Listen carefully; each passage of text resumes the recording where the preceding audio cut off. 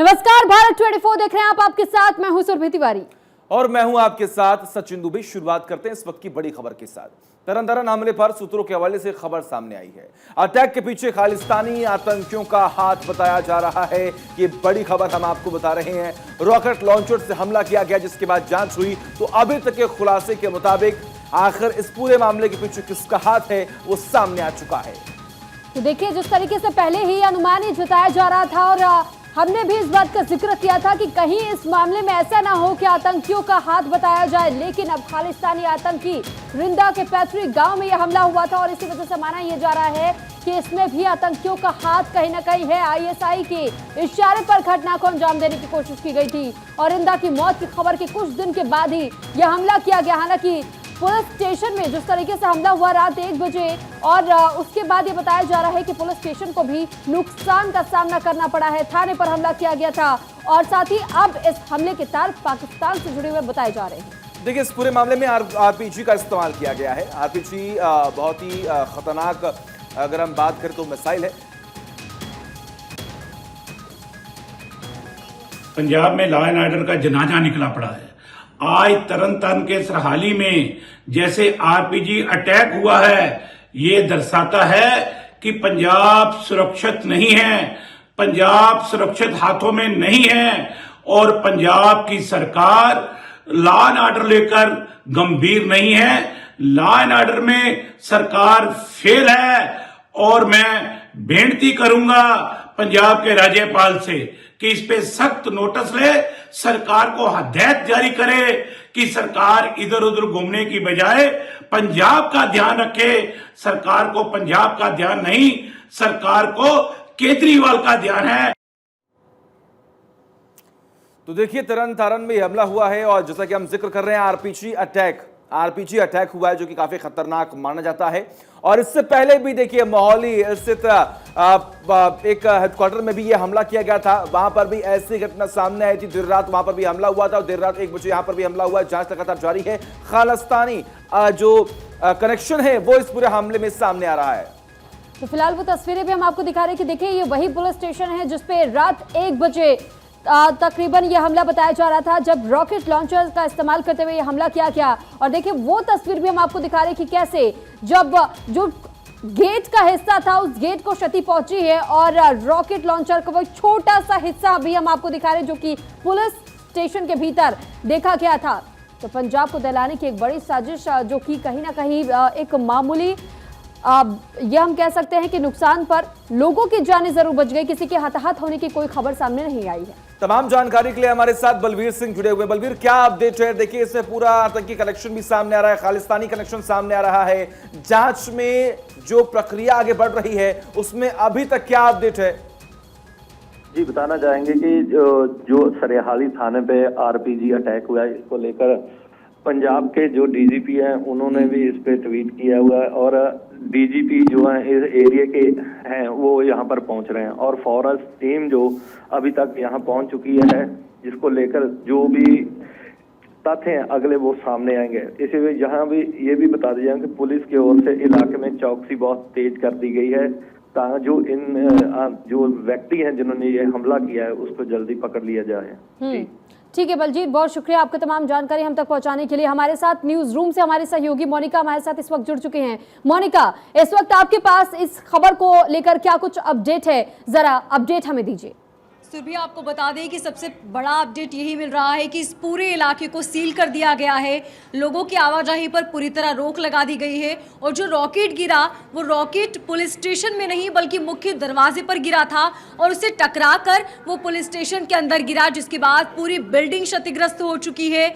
और कहा जा रहा है कि ये इसके पीछे साजिश पाकिस्तान की थी। पाकिस्तान पंजाब के रास्ते भारत में हमला करना चाहता है, अटैक करना चाहता है और इसी की तस्वीर आपके सामने आप देख रहे हैं। इसको लेकर अब पुलिस वहां पर पहुंची है, तमाम पुलिस अलर्ट है। पुलिस का कहना है कि अब चप्पे चप्पे पर नजर बनाए हुए है, आने वाले वक्त में इस तरह की तस्वीरें देखने को न मिले, इसको लेकर भी खास इंतजाम किए जा रहे हैं। सुरभि, मोनिका, देखिए, ये भी जानकारी मिल रही है कि जहां पर ये हमला हुआ है वो रिंदा का घर वहीं पर है। रिंदा जो कि एक कुख्यात बदमाश गैंगस्टर है, क्या उसके टेरर को कायम करने के लिए यह हमला किया गया है? सचिन अपना सवाल दोहराएं।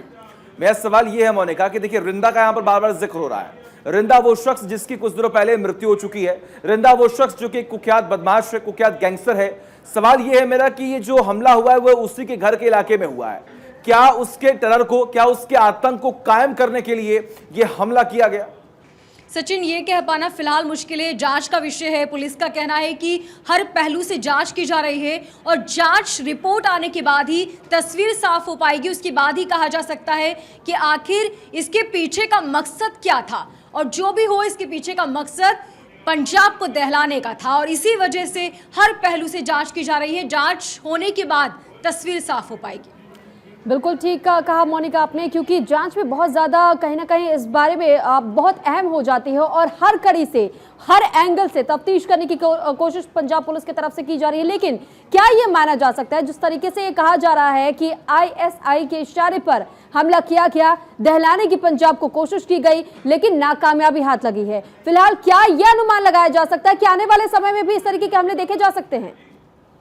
बिल्कुल सुरभि, ये कोई पहला मामला नहीं, इससे पहले भी इस तरह के कई हमले हो चुके हैं और ये इलाका जहां पर हमला हुआ है ये बेहद संवेदनशील इलाका है। और यही वजह है कि हम बार बार कह रहे हैं कि कहीं ना कहीं लापरवाही ज़रूर थी, क्योंकि पूरा इलाका जो संवेदनशील है और इसके बावजूद भी वहां पर जब यह हमला हुआ कोई भी पुलिस अधिकारी या कोई सुरक्षा कर्मचारी मौजूद नहीं था। और ऐसे में जो हमलावर थे वो इस फिराक में होते हैं कि जब उन्हें ये दिखा कि यहाँ पर कोई नहीं, उसके बाद उन्हें ये लगा कि यहाँ पर अब अटैक करना बिल्कुल सही वक्त है।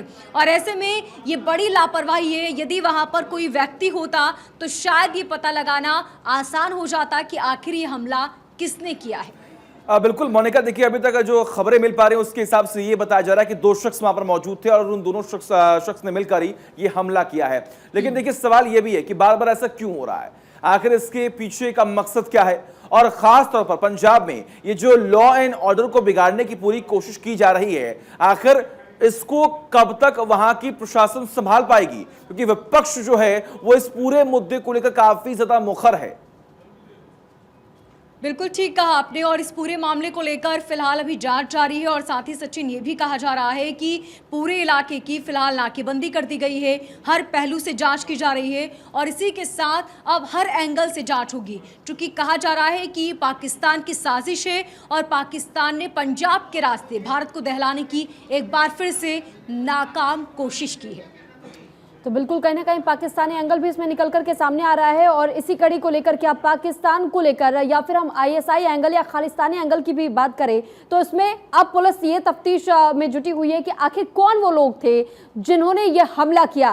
क्या कोई ऐसी कड़ी इस वक्त पुलिस के हाथ लगी है मोनिका, इस बात की कोई जानकारी कि आखिर वो कौन लोग थे, या कोई ऐसा चश्मदीद जिसने इस बात की गवाही देना पुलिस के सामने जरूरी समझा हो? कुछ और ऐसी जानकारी निकल कर आई है सामने अब तक?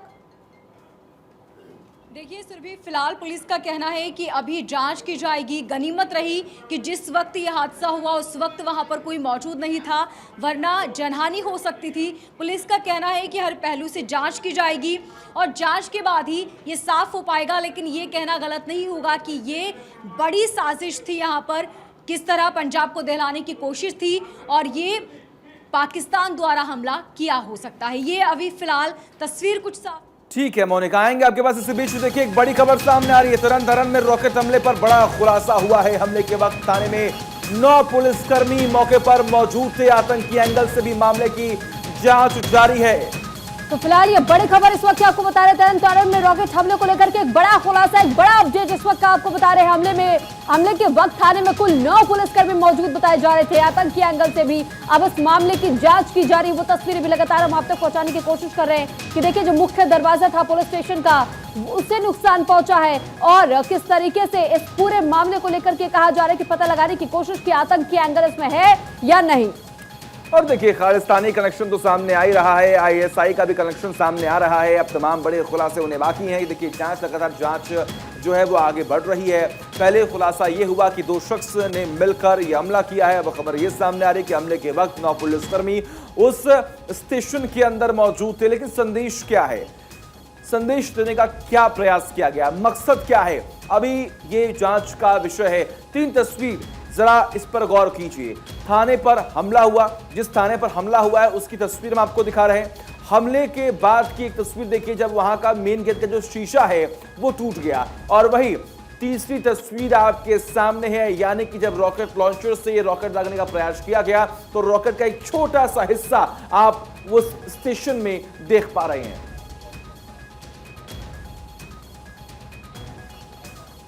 तो इस पर ज्यादा जानकारी के साथ हमारे साथ इस वक्त बने हुए मनजिंदर सिंह सिरसा, जो कि बीजेपी नेता। बहुत स्वागत है सर आपका भारत 24 पर। सर, सबसे पहला सवाल आपसे यही है कि जिस तरीके से पंजाब में आए दिन ऐसी घटनाएं अब आम सी हो चुकी है और पुलिस स्टेशन पर रॉकेट दागे जा रहे हैं, क्या कहेंगे? जी, बहुत ये घटनाएं बढ़ती जा रही हैं और ये पंजाब के लिए बहुत बड़ी चिंता का विषय है। पंजाब को इन हालातों में लोगों ने 98 सीट जिताकर उनको इसलिए सत्ता नहीं दी थी कि पंजाब को इस तरह से उजाड़ दें। ये अरविंद केजरीवाल का एक डिजाइन है, जिस तरह से 1980 के दशक में गांधी का डिजाइन था कि पंजाब को लड़ाओ और देश में सत्ता हासिल करो। ये बहुत खतरनाक डिजाइन है जिसका खमियाजा देश को भुगतना पड़ेगा। अरविंद केजरीवाल पंजाब को लड़ाने के बजाय। सिंह साहब, देखिए, लॉ एंड ऑर्डर को लेकर तमाम बड़े सवाल खड़े किए जा रहे हैं, विपक्ष भी इस पूरे मसले को लेकर मुखर है, लेकिन आपको क्या लगता है आखिर वो कौन कौन से लूप होल्स हैं जिसकी वजह से ऐसी घटनाएं बढ़ रही हैं, और आखिर इस पर चर्चा क्यों नहीं हो रही है? अगर हो रही है तो सिर्फ और सिर्फ एक दिखावा करने की कोशिश की जा रही है?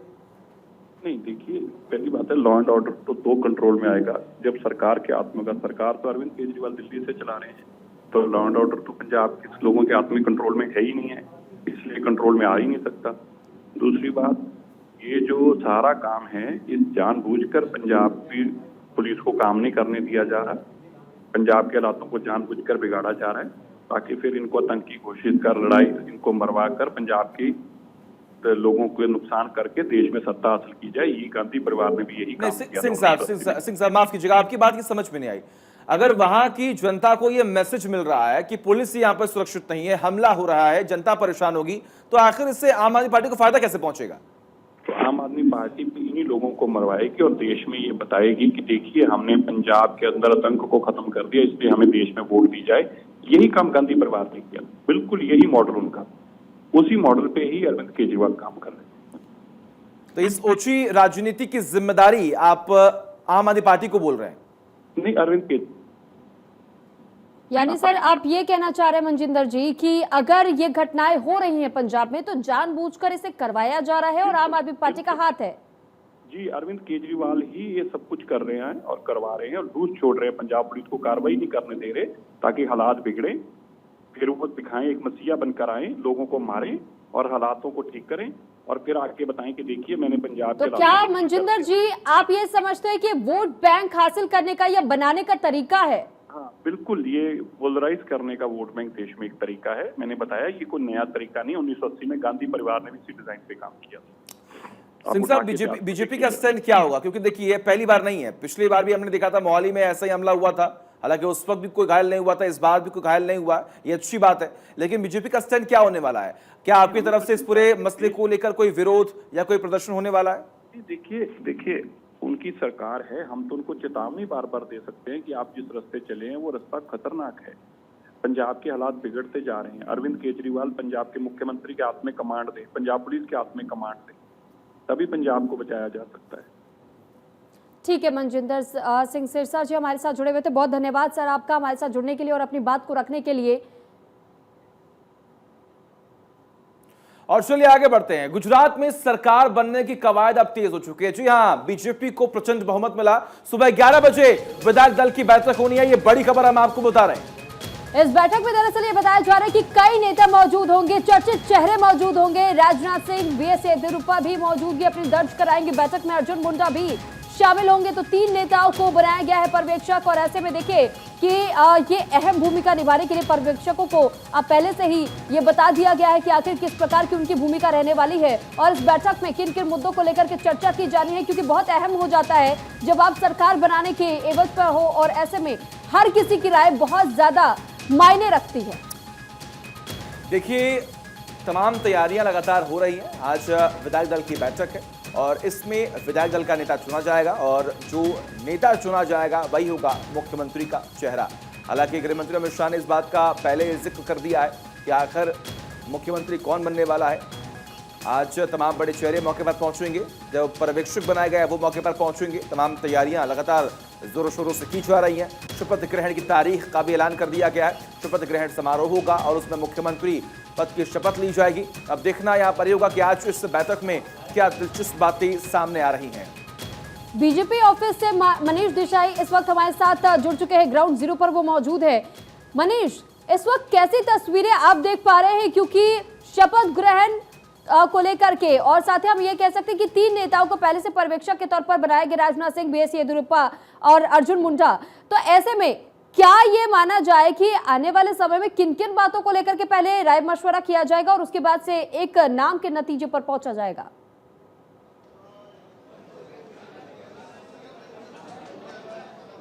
बिल्कुल, देखिए ये एक औपचारिकता मात्र है, क्योंकि पहले से ही भूपेंद्र पटेल के नाम पर चुनाव लड़ा गया है। बार बार ये नाम दोहराया भी गया है, चाहे वो प्रधानमंत्री नरेंद्र मोदी हो, गृह मंत्री अमित शाह हो, इन सबके द्वारा ये नाम दोहराया भी गया है। भूपेंद्र पटेल ही मुख्यमंत्री के तौर पर यहाँ पर उनके नाम पर मोहर लगने वाली है। लेकिन क्योंकि ये एक प्रोसीजर है, इसको पूरा करना ही होता है। पर्यवेक्षक के रूप में राजनाथ सिंह, बीएस येदियुरप्पा और अर्जुन मुंडा यहाँ पर आने वाले हैं। साथ ही केंद्रीय गृह मंत्री अमित शाह भी यहाँ पर आ सकते हैं। और अभी जो है यहाँ कमलम में 156 विधायक जो जीत कर आए हैं, इसमें कई ऐसे हैं जो पहली बार चुनकर आए हैं। उन सबका आना जाना लगा हुआ है और वो सारे यहाँ पर बार बार एक के बाद एक यहाँ पर पहुँच रहे हैं। 10:30 बजे का टाइम है जब विधायक दल की बैठक होगी। उस बैठक में नाम तय किया जाएगा और ये पूरे प्रोसीजर को देखने के लिए ऑब्जर्वर के तौर पर राजनाथ सिंह, बीएस येदियुरप्पा और अर्जुन मुंडा यहाँ पर रहने वाले हैं। मनीष, देखिए ये तो साफ है कि सिर्फ एक फॉर्मेलिटी हो रही है।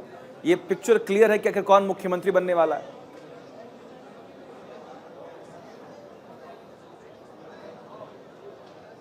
बिल्कुल, जैसे मैंने कहा, क्योंकि हमेशा से ही प्रधानमंत्री नरेंद्र मोदी ने ये कहा है कि नरेंद्र भूपेंद्र की जोड़ी है, डबल इंजन की सरकार है। यानी भूपेंद्र पटेल के नाम पर खुद प्रधानमंत्री नरेंद्र मोदी मोहर लगा चुके हैं। इसके अलावा जब नॉमिनेशन फाइल करने के लिए अमित शाह उनके साथ गए थे, भूपेंद्र पटेल के साथ, तब भी उन्होंने यही कहा था कि आप केवल इनको जिताइए, इनको मुख्यमंत्री बनाने का काम हमने कर दिया है।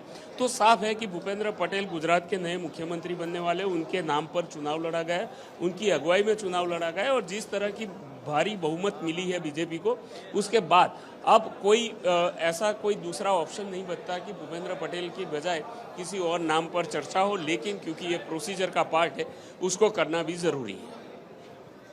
चलिए ठीक है मनीष, क्योंकि देखिए आपके पास लौट रहा है, लेकिन पहले एक जानकारी अपने दर्शकों को दे दें कि गुजरात में कल दोपहर 2 बजे शपथ ग्रहण समारोह होना है। भूपेंद्र पटेल शपथ लेंगे, सीएम पद की शपथ लेते हुए आपको नजर आएंगे भूपेंद्र पटेल। गांधीनगर में ये शपथ ग्रहण समारोह का आयोजन होना है। देखिए आपको जानकारी दें कि सचिवालय हेलीपैड मैदान में तैयारियां अब लगातार तेज हो गई हैं, क्योंकि कल ये कार्यक्रम होना है। बड़ी खबर हम आपको बता रहे हैं, 2 दिन पहले ही तमाम तस्वीरें जो है हमने आपको दिखाई थी। गुजरात से खबर सामने आ रही है, जहां पर कल दोपहर 2 बजे शपथ ग्रहण कार्यक्रम होगा, जिसमें तमाम बड़े चेहरे मौके पर मौजूद होंगे। हमने आपको ये भी बताया है कि आखिर कौन कौन से मुख्यमंत्री चेहरे, कौन कौन से कैबिनेट मिनिस्टर्स, इसके अलावा और तमाम बड़े चेहरे इस कार्यक्रम में शामिल होंगे जब शपथ ग्रहण कार्यक्रम होगा। तो हमारे साथ लगातार मनीष बने हुए हैं। मनीष, इस वक्त हमने देखा कि आपके पीछे कुछ हलचल भी हो रही है। कौन कौन वहां इस वक्त पहुंच चुका है, क्या इस बात को लेकर आपके पास कोई जानकारी है और कैसी हलचल? क्योंकि अगर तैयारियां हो रही हैं तो तैयारियां जोरों शोरों से हो रही है, कहीं ना कहीं वो तस्वीरें भी आपने दिखाने की कोशिश की। तो जरा ये बताइए कि अब तक कौन कौन पहुंच चुका है?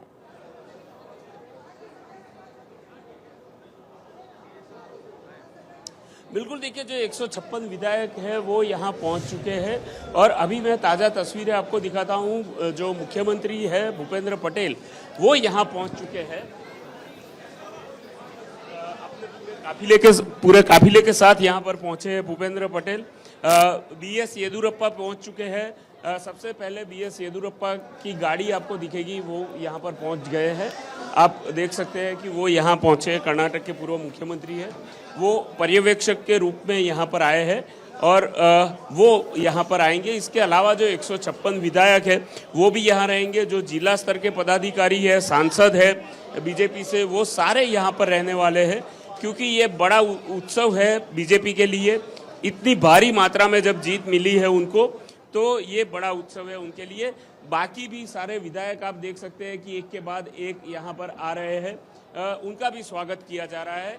तो कुल मिलाकर देखा जाए तो यहाँ पर जो आपको माहौल देखने को मिलेगा, एक के बाद एक सारे नेता जो है बीजेपी के बड़े यहाँ पहुँच रहे हैं। बिल्कुल सही कहा आपने। देखिए, पर्यवेक्षक भी मौके पर पहुंच रहे हैं, तमाम विधायक भी मौके पर पहुंच रहे हैं। दिलचस्प आज की ये तस्वीर जो है वो देखने को मिलेगी। लेकिन देखिए, एक नया रिकॉर्ड जो है उन्होंने कायम किया है और उम्मीद इस बात की भी लगाई जा रही है कि एक नए बदलाव के तौर पर इस बार गुजरात में काम होने वाला है।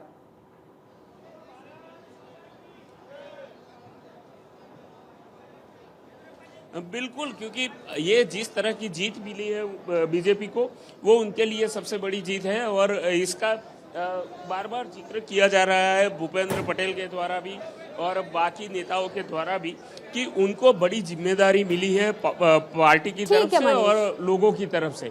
ठीक है, आप नजर बनाए रखिएगा। बहुत धन्यवाद आपका तमाम जानकारी हम तक पहुंचाने के लिए। और चलिए अब खबरों में आगे बढ़ते हुए इस बीच बात कर लेते हैं हिमाचल प्रदेश की, क्योंकि आज सीएम नाम को लेकर के दरअसल फैसला होना है। पार्टी हाईकमान आज उस नाम को लेकर के मुहर लगाने जा रही है। जी हाँ, देखिए, निर्णय पर प्रियंका गांधी की अहम भूमिका होगी। विधायकों से फीडबैक ले रहा है हाईकमान। ये बड़ी खबर हम आपको बता रहे हैं। देखिए, इस बार के चुनावों में प्रियंका का भी नाम बहुत ही ज्यादा सबके सामने रखा गया और आज चर्चा इस बात पर होगी कि आखिर सीएम कौन होने वाला है। चर्चाएं हो रही हैं, तमाम बड़ी बातें सामने आ रही हैं।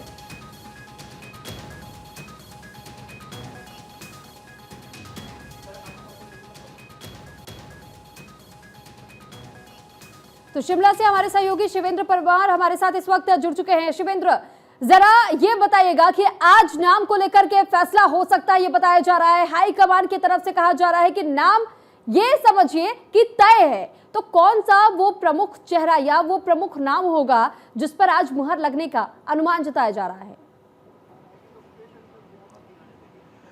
देखिए, शिमला में सर्दी का मौसम है, लेकिन सियासी पारा यहाँ लगातार चढ़ा हुआ है।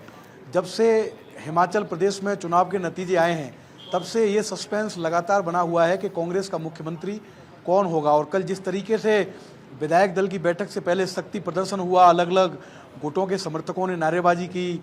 भूपेश बघेल जब इस होटल से निकल रहे थे विधायक दल की बैठक से पहले, राजभवन जा रहे थे राज्यपाल से मिलने, तो उनकी गाड़ी को घेरने की भी कोशिश की। लेकिन अंततः सुखद ये रहा कांग्रेस के लिए कि विधायक दल की बैठक हुई और एक रिजोल्यूशन पास हुआ, एक लाइन का प्रस्ताव, जिसमें आला कमान को अधिकृत किया गया है कि वो मुख्यमंत्री का चयन करें और जो भी मुख्यमंत्री होगा उस पर सभी विधायक सहमत होंगे। मेरे साथ एक विधायक हैं अभी, आशीष बुटेल साहब, उनसे बातचीत करेंगे, जो इस समय उस होटल के बाहर मौजूद हैं जहां कांग्रेस के पर्यवेक्षक ठहरे हुए हैं। आशीष जी, विधायक दल की बैठक हो चुकी है, अब कब तक उम्मीद करें, क्या जानकारी, आज हो जाएगा नाम का ऐलान? देखिए, बहुत जल्द ऐलान हो जाएगा ऐसा लगता है। और कांग्रेस पार्टी की सरकार जो बनने जा रही है, सभी विधायकों ने अधिकृत किया है हाईकमांड को कि वो इस पर निर्णय लें और जल्द से जल्द ये निर्णय आएगा, बहुत जल्द ये हो जाएगा। लेकिन डर इस बात का है शायद आला कमान को भी कि अगर नाम का ऐलान वो कर लें तो ऐसा नहीं हो कि हिमाचल में बवाल शुरू हो जाए, जो विधायक हैं वो आपस में गुटबाजी में बढ़ जाए। क्योंकि कल भी हमने देखा था जिस तरीके से भूपेश बघेल की गाड़ी को घेरा गया और पर्यवेक्षकों की बैठक के बाद जो हंगामा हुआ। बवाल का सवाल ही नहीं उठता है। 40 विधायक चुनकर आए हैं कांग्रेस पार्टी के और 40 के 40 ने ये लिख कर दिया है कि हाईकमांड जो कहेंगी, जैसा करना चाहेंगी वो वैसा करेंगे। तो उसमें मुझे नहीं लगता कि कोई बवाल का सवाल उठता है। आप किस गुट के साथ हैं सर? सुखविंदर सुक्खू, मुकेश अग्निहोत्री, प्रतिभा सिंह, आप किस तरफ खड़े हैं? मेरा गुट कांग्रेस पार्टी का गुट है, यहाँ पर कोई गुटबाजी नहीं चलती, सब कांग्रेस पार्टी के लिए काम कर रहे हैं। देखिए शैलेंद्र, इसी बात का जिक्र तमाम जो बड़े चेहरे हैं, तमाम जो विधायक है, वो कह रहे हैं कि देखिए हम गुटबाजी नहीं कर रहे हैं, हम कांग्रेस पार्टी के साथ है, जो आलाकमान की तरफ से फैसला आएगा हम भी उस पर मुहर लगाएंगे। हमारे साथ अक्षय दिल्ली कांग्रेस दफ्तर से जुड़े हुए हैं। अक्षय, देखिए हिमाचल में तो इस बात का जिक्र हो रहा है कि आलाकमान जो कहेगा हम वही करेंगे, लेकिन कल की तस्वीरें कुछ और ही बयां कर रही थी। दिल्ली से क्या अपडेट है आपके पास?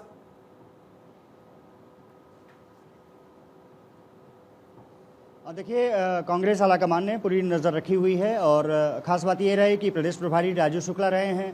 वो लगातार कांग्रेस आलाकमान खास करके मल्लिकार्जुन खड़गे जो कांग्रेस अध्यक्ष हैं, इसके अलावा जो प्रियंका गांधी रही हैं वहाँ लगातार कैंपेनिंग की है, उनसे टच में है और साफ कहा जा रहा है कि राजू शुक्ला शाम तक मुलाकात कर सकते हैं मल्लिकार्जुन खड़गे से। दोपहर बाद का समय बताया जा रहा है कि वो मुलाकात कर सकते हैं। शाम तक ये फैसला हो सकता है कि कौन वहाँ पर मुख्यमंत्री होगा, लेकिन 4 प्रमुख चेहरे खासकर से सुखविंदर सिंह सुक्खू, मुकेश अग्निहोत्री जो वहाँ पर विधायक दल के माफ़ कीजिएगा नेता प्रतिपक्ष रहे हैं, वो उनका नाम चल रहा है। प्रतिभा सिंह का नाम कहीं ना कहीं अब दूर होता जा रहा है, क्योंकि कांग्रेस आलाकमान ये मानता है कि 2 उपचुनाव वो अभी नहीं संभाल सकते, क्योंकि सांसद है प्रतिभा सिंह। इसके अलावा अगर वो उनको मुख्यमंत्री बनाया जाता है तो कहीं ना कहीं एक सीट विधायक के लिए लड़नी पड़ेगी, असेंबली इलेक्शन लड़ना पड़ेगा और कांग्रेस आलाकमान इसको नहीं चाहता। तो ये मान के चलिए कि सुखविंदर सिंह सुक्खू, मुकेश अग्निहोत्री और एक राजेंद्र राणा का नाम लेकिन अक्षय कहीं ना कहीं देखिए, जब प्रतिभा सिंह मीडिया से मुखातिब हो रही थी तो उन्होंने ये भी कहा था कि हाईकमान वीरभद्र सिंह के किए हुए कामों को